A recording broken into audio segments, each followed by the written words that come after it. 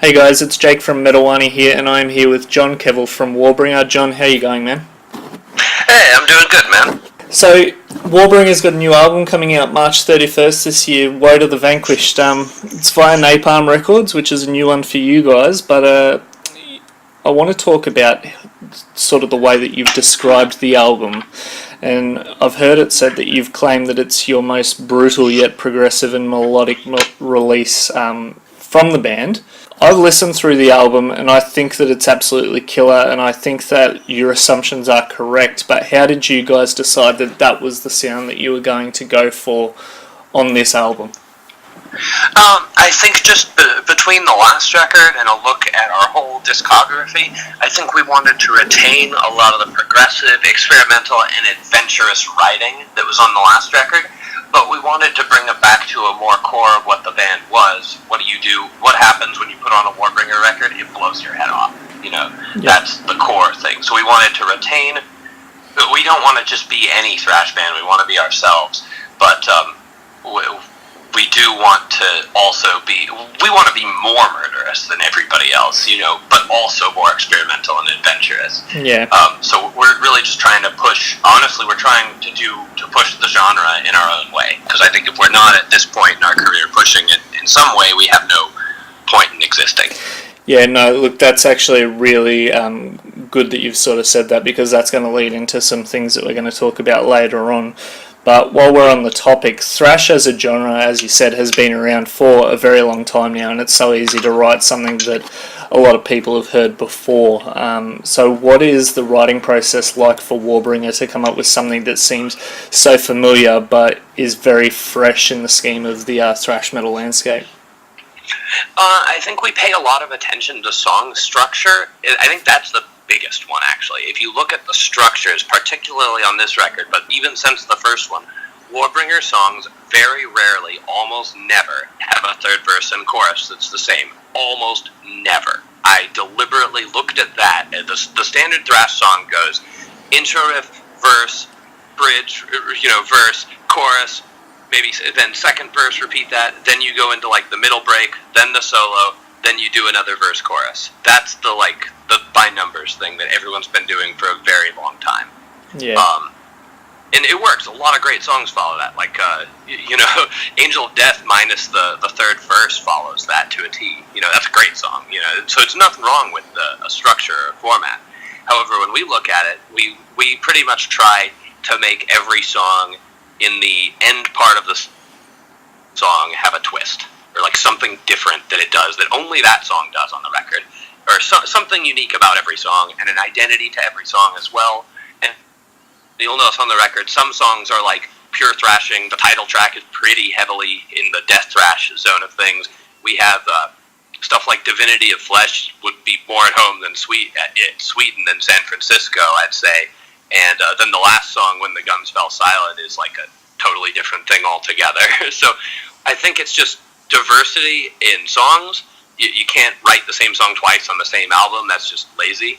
And you need to approach it with the same adventurous spirit that all the records that thrash metal bands like so much and respect and revere so much, all of those records were adventurous and kind of experimental. Yeah. You can see not just Metallica and Megadeth, where their progression is obvious and well documented and known, but say like Creator, there's a huge progression between Endless Pain, Pleasure to Kill, Terrible Certainty, Extreme Aggression, in the riffing style, the technicality, and these are just a couple examples, but like every thrash band that we still talk about that's worth mentioning had an evolution, had a progression, changed and evolved the genre in their own little way. Yeah. Yeah, definitely. And look, as you were saying, that sort of writing, particularly in relation to the third verses, does come across in your sound. So it's definitely a good thing that that's sort of the way that you guys are approaching the writing, and that it is coming across in it. So yeah, you have to have a twist so that the song's interesting, and that does so much to keep it fresh, I think. Like the biggest one of those, I think, on this record is Descending Blade has just like the surprise ending part. I really like the way that one turned out. Yeah. When we wrote it, at first, when we wrote that last part in the song, it was like, how do we even make this fit in the same song? Because the last riff there was written around the lyrics. I just wrote those words, and I'm like, that needs to be with something really fast and frantic, and the song has to end suddenly because of the way the words are. So I also, that's something different too, I think, is that I don't play an instrument, and my contribution to the writing is purely based around the words and the ideas and the concepts. So because of that, that's an angle on songwriting that most thrash bands who tend to have a guitar singer combo, and from my experience talking to these guys, they tend to be more focused on the riffs. I'm there, like Carlos and Adam are handling the riffs for the most part. I have an idea here and there, but I'm just doing that, and I think that is a different approach too for the genre. Yeah, cool. So it has been a 4-year wait for the album, and in that time you guys not only have toured pretty extensively, but you've also had a few lineup changes. Are they the only reasons behind the gap in between albums, or did it just take that bit of extra time to nail the sound that you were happy with on the album? Well, we barely had a functioning band for a very long time, so it's more like it took that long to get a functioning band together. We had an interim lineup between the last album and this one. They never recorded anything. Adam and I, during this time, wrote a couple songs that you hear on the record now, or at least the main parts of them, like Woe To The Vanquished and Descending Blade. But no, it wasn't going to work, that lineup, and they bailed anyway, very swiftly. That lineup was around for all of about 6 months, and it sucked, because I had spent a good year between the collapse on Empire's Collapse and getting that together even. Our prospects were bad at the time, so I had no choice really but to use whatever random musicians were in my area that were good and could play the music.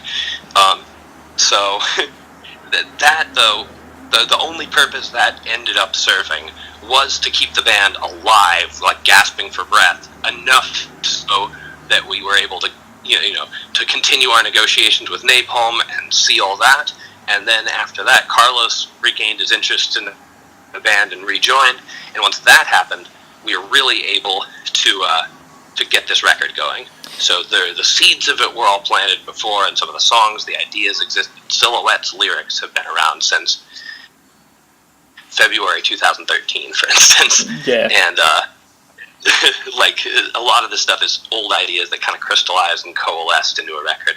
And I think the large amount of time that I had to kind of sit and stew over all this is a sort of a unique experience I had, where I had to sort of like retrospect my own, our own career, and then really think deeply about what the next one needs to sound like.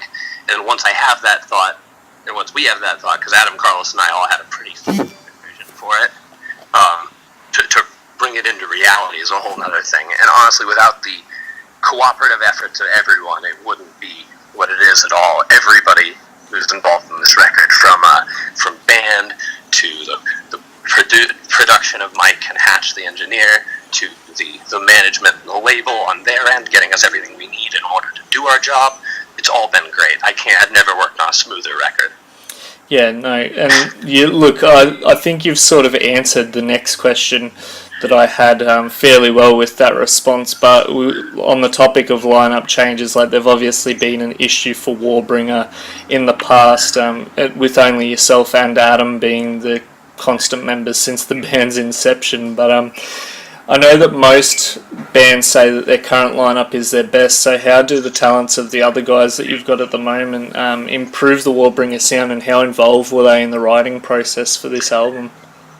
Well, the writing process is largely because we wanted. So Carlos was on 2 Warbringer records. Adam's been on 3, and he was the drummer in the band on the demos. So, and I've been there on everything.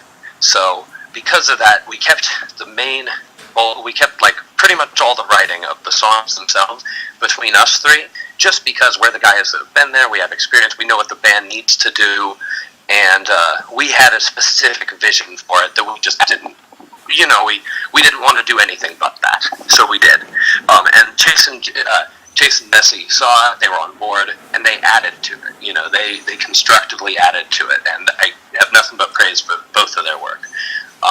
Jesse just gets like the fattest and most thunderous bass sound we've ever had, and it really just gives the record more like punch than we've had before. And as well, he's one hell of a performer and just a great dude. And he's also good with he does a lot of video stuff, and he's a freaking funny guy. So I love having Jesse. And Chase is just Chase is a kind of lead player we've never had before. John Longton and Adam are both more of the like self-taught school of lead guitar players, and Chase is one of the more like, his last name's Becker. And that's kind of like the style playing he's for, the super clean technical shred stuff. And we've never had that angle on lead guitar on our records, so he really adds a lot because he's great. Yeah. And it's a cool kind of lead, and him and Adam make a great duo because they have very different styles. Yeah, cool. So the album does drop on March 31st. What are the touring plans for the album, and do you plan on hitting some countries that you maybe haven't visited before? Well, I'll hit any country they send us to. That's my attitude, But right now, we've been to a lot of places, so it's getting harder and harder to go somewhere we haven't. Russia's on the list. I've never been to Russia. Or India, actually, for that matter. I've never been to India, and I hope to be there. Those are two big ones for me. But right now, the tour plans that are announced, we got a tour in April in Europe with Havoc, Ex Mortis, and Gorod. We have we're about to announce some West Coast dates here in the United States in March. We have a full U.S. tour that's not announced yet, but will be soon in May. And then we're going, as you can see, we're already booked for a few European summer festivals, and there's more of that to come. So it'll be a whole European tour in June, July, around that.